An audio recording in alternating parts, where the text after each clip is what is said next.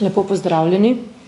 Zdaj, situacija v zdravstvu in v socialnem varstvu med našimi člani je precej kaotična, kar se dodatka tiče oziroma obeh dodatkov, tako po kolektivni pogodbi kot po interventnem zakonu. Vlada prava zmeda, ponekod dodatkov sploh še niso prejeli, torej ne enega, ne drugega dodatka. Razlog, ki ga navajajo delodajalci, je v tem, da finančnih sredstev še niso prejeli. Na tem mestu zato pozivam tudi jaz v imenu Sindikata zdravstva in socialnega varstva vlado, da nakaže ta finančna sredstva.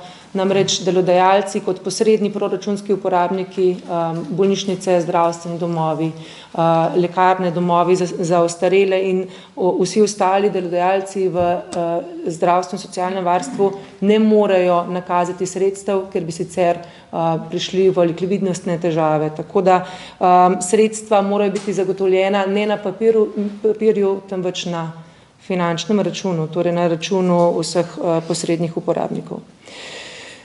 Situacija je taka, da izplačila dodatkov varirajo, ponekod so prejeli naši člani plačilo za mesec marec, pa še ne za april, ponekod le za del evidentiranih ur, ne za vse ure, ponekod le dodatek po kolektivni pogodbi, ne pa po interventnem zakonu, ponekod ravno obratno, torej ne za po kolektivni pogodbi, vendar po interventnem zakonu. Arbitrarnost med posameznimi dodatki pri delodajalcih je očitna.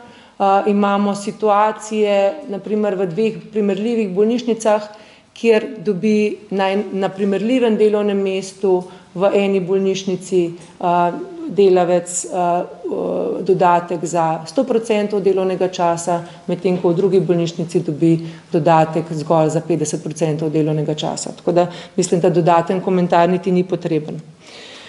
Ugotavljamo še, da socialnega dialoga ponekod ni.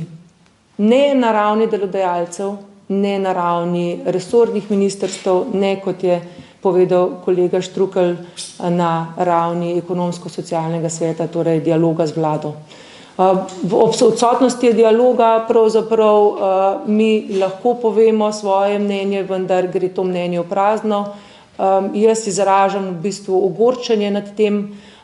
Mi smo dejansko enakovreden partner z mnogo znanja in izkušenj z delovnih razmerij in ne samo prav, ampak nujno potrebno bi bilo, da nas vključijo vsi na delodajalski strani v socialni dialog.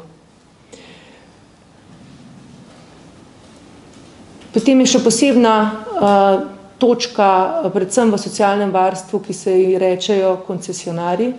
Mi imamo domove za starejše občane, kjer dodatka sploh ne mislijo izplačati. Nekateri so izplačali neki delno, ta krizni dodatek v višini, se veste, 200 evrov neto, čeprav jih zavezuje kolektivna pogodba za javni sektor enako kot ostale delodajalce v javnem sektorju, se na to prav tako rečeno požvižgajo.